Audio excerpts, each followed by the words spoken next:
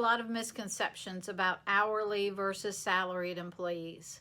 So I want to square some of these away. First, I'll preface this by saying I am not a human resources professional. You'll always want to consult with a human resources professional when making these kinds of decisions to make sure that you're fully compliant, as there are a lot of consequences if you do something wrong here. First off, hourly versus salary. There are a lot of misconceptions. Salary does not mean that you don't have to pay the employee overtime anymore. So if you have an employee who is working 50, 60 hours a week, I'll often hear employers say, well, I think I should make them salary so I don't have to pay that time and a half for overtime. That is not correct.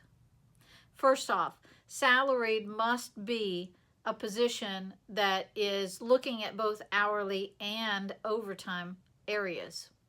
Now, what they're usually confusing is the difference between hourly and salary and exempt versus non-exempt. Exempt is a status that you look at to say that somebody does not need to be paid overtime.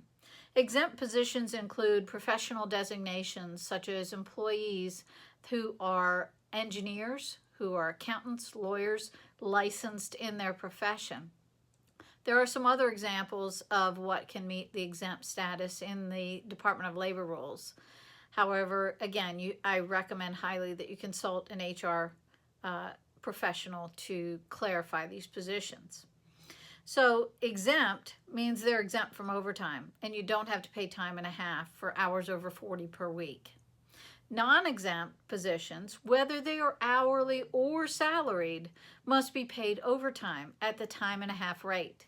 So for a salaried employee, if you have a salaried employee who makes $30,000 a year, I don't know what that works out to per hour, but basically if they work 40 hours every week, you'll be paying them $30,000 a year. However, if they work overtime, you're going to calculate an hourly rate and pay them at time and a half, just like you would an hourly employee. So there is no benefit. You're not going to avoid paying overtime to a salaried employee who is non-exempt. I really do strongly suggest keeping everybody at hourly unless you have an exempt position available. So keep that in mind when you're making your hiring decisions and when you're deciding on hourly versus salary. I am seeing a lot of cases where people are assumed to be salary and assumed that that means they don't have to pay them overtime. And that's not correct.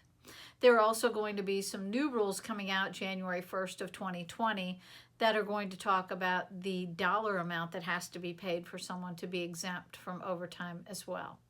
So keep an eye out for those new rules. If in doubt, speak with an HR professional and clarify your positions before there's a problem.